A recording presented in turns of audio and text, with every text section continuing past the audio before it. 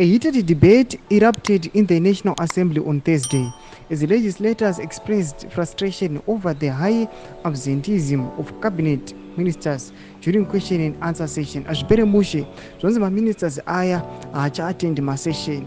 Maministers amoziva kuti they were not voted for.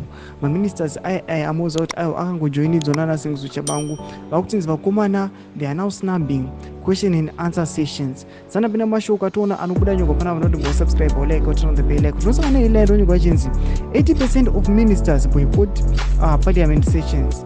Vanopinda vachira vachiti only a handful of cabinet ministers turned up during the session this week.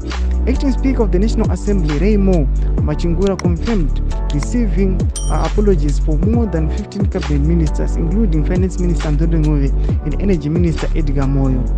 Zivarasekwa legislator Edwin Mushoriwa raised a point of order, noticing that 80% of ministers were absent, despite Wednesday being designated for questioning the executive.